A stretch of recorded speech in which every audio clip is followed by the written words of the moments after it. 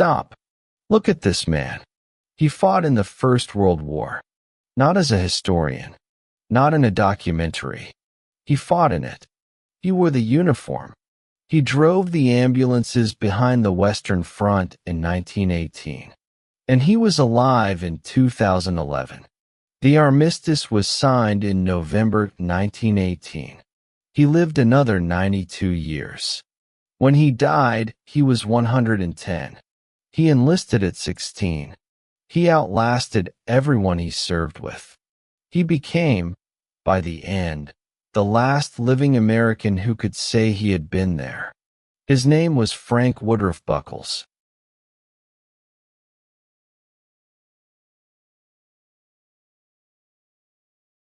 He was born on the 1st of February, 1901, on a farm near Bethany, in Harrison County, Missouri. The 20th century was 31 days old. Queen Victoria had been dead for 11 days when Frank Woodruff Buckles took his first breath. William McKinley was President of the United States. There were 45 stars on the American flag. The Wright brothers were still 2 years away from flying a powered aircraft at Kitty Hawk. That was the world he was born into. His family were farmers. Plain Missouri country people in a county of cornfields and cattle and small towns.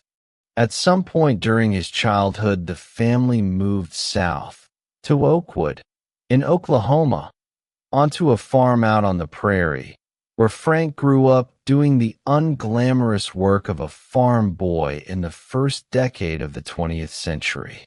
Animals, fences, dawn-to-dusk chores. He read the newspapers. That detail matters.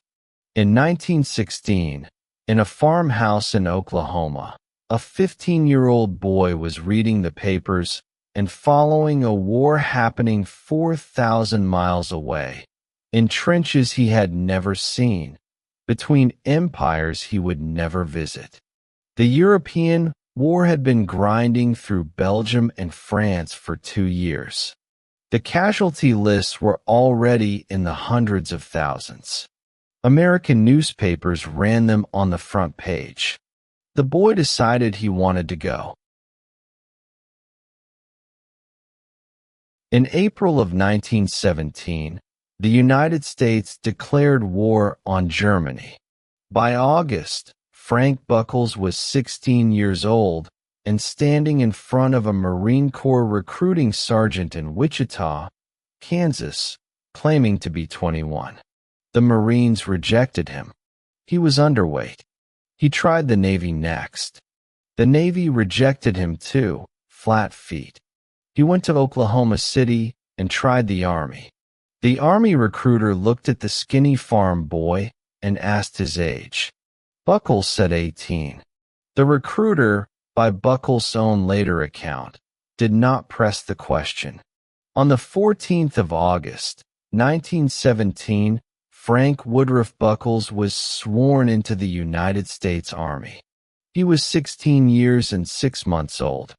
Today, 16 is the age you take a driver's test. Basic training was at Fort Riley, Kansas. He wanted to get to France. And at Fort Riley, an old sergeant told him a simple piece of advice that decided the rest of his service. If you want to get to Europe fastest, transfer to the ambulance corps. Buckles transferred. In December of 1917, he boarded a ship at Hoboken, New Jersey, bound for England. The ship was the RMS Carpathia. 5 years earlier, in April of 1912, that same Cunard liner had pulled survivors of the Titanic out of the freezing North Atlantic. Now she was a gray-painted troop ship hauling American soldiers to a European war. He was assigned to the 1st Fort Riley Casual Detachment. After training in England, he crossed the Channel into France in 1918. His work was rear echelon. Ambulance driver, motorcycle dispatch rider, clerk. He never went into the trenches. He drove the wounded out of them. In 1918, the American Expeditionary Forces under General John Joseph Pershing were arriving in France in numbers that the European armies had given up imagining. By the autumn of 1918, there were more than 2 million American soldiers on the Western Front. Frank Buckles was one of them. His war was not the war of the trench raid and the bayonet charge. His war was the war of the field hospital, the casualty clearing station, the back of an ambulance jolting down a French country road in the dark with men bleeding inside it. He drove for the medical units. He carried dispatches by motorcycle. He did clerk's work when the paperwork piled up. It was the unglamorous war. It was also the war that kept the frontline war running.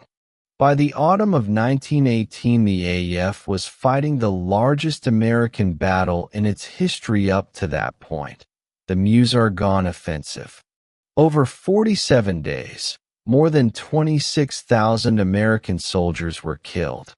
About 100,000 were wounded. Behind every wounded man was an ambulance. Behind every ambulance was someone like Buckles. On the 11th of November, 1918, at 11 in the morning, the guns on the Western Front stopped. The armistice held. For Buckles, the war did not end at 11 o'clock that morning.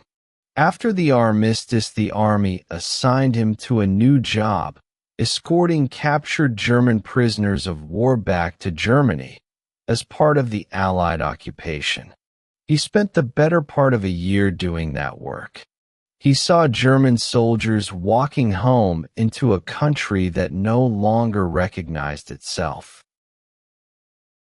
In January of 1920, Frank Buckles was discharged from the United States Army with the rank of corporal. He was 19 years old. He had been in uniform for 2 years and 5 months. He had crossed the Atlantic on a ship that once rescued Titanic survivors. He had driven ambulances on the Western Front. He had walked German prisoners back into the wreckage of their own country. Most of his life, 89 more years, was still ahead of him. Civilian life looked nothing like the farm in Oklahoma. Buckles took a job with the steamship companies. He worked for the White Star Line, the same firm that had owned the Titanic. Later, he worked for the American President Lines and for W.R. Grace and Company. He moved cargo manifests and passenger lists across the desks of port cities for the next 20 years. The job sent him around the world. He worked in shipping offices in South America. He spent long stretches in Asia. He moved through ports that had been imperial possessions before the war and were independent countries by the time he left them. He did not marry. He did not settle down. The 1920s and 1930s, for Frank Buckles, were a long working drift through the merchant world that the First World War had reshaped. In 1940, his employer posted him to Manila in the Philippines. The Philippines, in 1940, was an American Commonwealth. Manila was a busy international port. Buckles, by then 39 years old, settled into the rhythm of an expat shipping clerk in a tropical American outpost. He had no reason to think a Second World War would come for him personally. On the 7th of December, 1941, Japanese aircraft bombed the United States Naval Base at Pearl Harbor. 10 hours later, Japanese aircraft bombed American airfields in the Philippines. Frank Buckles was in Manila. In January of 1942, the Japanese Army occupied Manila. American civilians, including Buckles, were rounded up and interned. He was 40 years old. He was a veteran of one world war who had now become a civilian prisoner of the next one. He was held at the Santo Tomas internment camp in central Manila and later at the Los Baños camp south of the city. Santo Tomas had been a Catholic university. Los Baños had been an agricultural college. Both were converted into walled compounds holding thousands of American, British, and Allied civilians for the duration of the war. Buckles was a prisoner for 39 months. That is 3 years and 3 months. His weight dropped below 100 pounds. He developed beriberi, a vitamin deficiency disease that produced swelling, nerve damage, and heart problems. He led other internees in daily calisthenics to keep them moving. He tended a small camp garden and used what he grew to feed imprisoned children.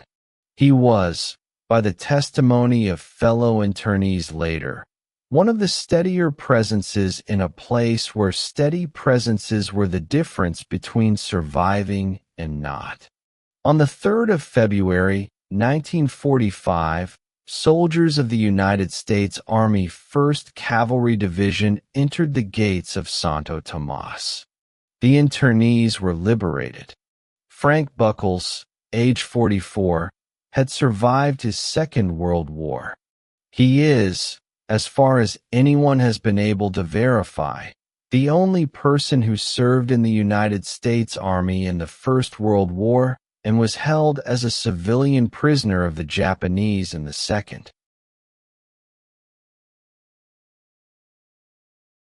In 1946, in San Francisco, Frank Buckles married a woman named Audrey Mayo. He was 45. It was his first marriage. For 8 years they lived a quiet post-war life. Then, in 1954, Buckles bought a farm. 330 acres of pasture in the Shenandoah Valley, near Charlestown, West Virginia. He called it Gap View Farm, after the view of a gap in the Blue Ridge Mountains from the porch. He raised cattle, eventually a herd of rare white park cattle. He drove a tractor across that pasture for the next half-century. In 1955, when Buckles was 54, his daughter Susanna was born. She would be his only child. The decades passed in the way decades pass on a working farm. He fed cattle. He fixed fences. He read books. He outlived his employer. He outlived his shipping company. He outlived most of the men he had served with on the Western Front. When Frank Buckles came home from France in 1920, there were roughly 4.7 million Americans who had served in the First World War. By the early 2000s, fewer than a few dozen were left. By 2007, fewer than a handful. The cohort he had joined at 16 was disappearing one obituary at a time. His wife Audrey died in 1999. He was 98 years old. He kept working the farm. He was still driving the tractor through his 105th birthday in 2006. In 2001, at the age of 100, he sat for the first of 2 long oral history interviews with the Library of Congress Veterans History Project. The interviews recorded his voice, his memory, his face, his hands. He came back in 2004, at age 103, and recorded a second session. He donated his photographs from 1918, his discharge papers, his memorabilia. He was building, without quite saying it, a record. The kind of record a man builds when he begins to understand that he will be the last one. On the 4th of February, 2008, in Sun City Center, Florida, a man named Harry Richard Landis died. He was 108 years old. He had enlisted in 1918, late in the war, and had never been sent overseas. He was the second-to-last American veteran of the First World War. When Landis died, Frank Buckles became the last. He was 107. The phone calls started immediately. The Department of Veterans Affairs confirmed his status. The Army confirmed it. The wire services confirmed it. By the end of the week, Frank Buckles, cattle rancher, age 107, of Gap View Farm, Jefferson County, West Virginia, was the most photographed living veteran of the First World War because he was the only living veteran of the First World War. On the 6th of March, 2008, he was honored at the Pentagon at the unveiling of a portrait series called American Survivors of World War I. President George W. Bush received him at the White House the same week. He was, by then, more than 90 years removed from his enlistment. On the 3rd of December, 2009, Frank Buckles, age 108, was wheeled into a hearing room of the United States Senate. He had come to testify in support of a bill, the Frank Buckles World War I Memorial Act, to designate the District of Columbia War Memorial as the national memorial to American service in the First World War. He was reported, in the press coverage of the hearing, as the oldest person ever to testify before the Congress of the United States. He had been campaigning for the memorial for years. He gave interviews. He sat with reporters at the kitchen table at Gapview Farm. He let a documentary filmmaker, David DeYoung, film him at home, on the porch, in the pasture, with the cattle. That footage would become a feature documentary released as Pershing's Last Patriot, the Frank Buckles story. He gave the same answers, over and over, to journalists who asked the same questions. He recited the names of the units. He remembered the Carpathia. He remembered the sergeant who told him to transfer to the ambulance corps. A reporter once asked him how it felt to be the last one. He said, "I knew there'd be only one someday. I didn't think it would be me." On the 27th of February, 2011, at his home on Gapview Farm, Frank Woodruff Buckles died of natural causes. He was 110 years and 26 days old. The Department of Veterans Affairs confirmed within hours that he had been the last living American veteran of the First World War. The next day, the 28th of February 2011, President Barack Obama issued an official statement. He ordered the flags of the United States flown at half-staff on the day of Buckles' burial.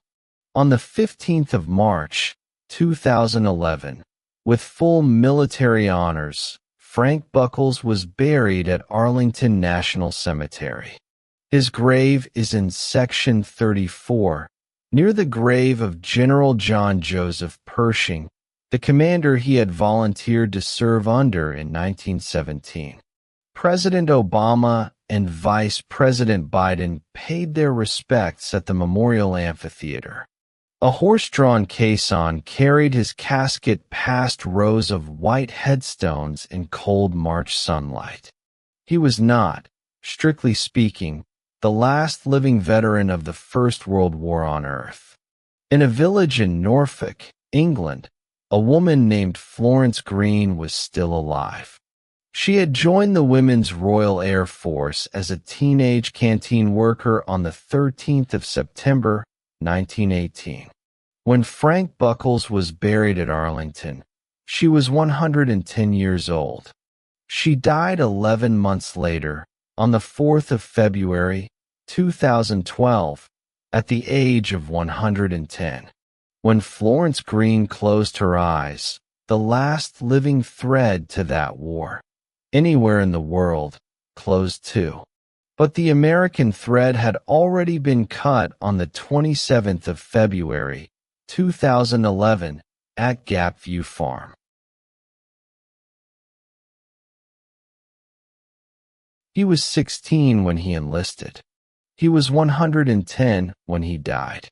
He sailed for the war on a ship that had pulled survivors of the Titanic out of the Atlantic 5 years earlier. He came home and worked for the company that had owned the Titanic. He survived a Japanese internment camp in his 40s. He bought a farm in his 50s. He was still driving the tractor through his 105th birthday. At 108, he was wheeled into the Senate of the United States to ask for a memorial. At 110, he died at home on the farm. On the 27th of February, 2011, the last living American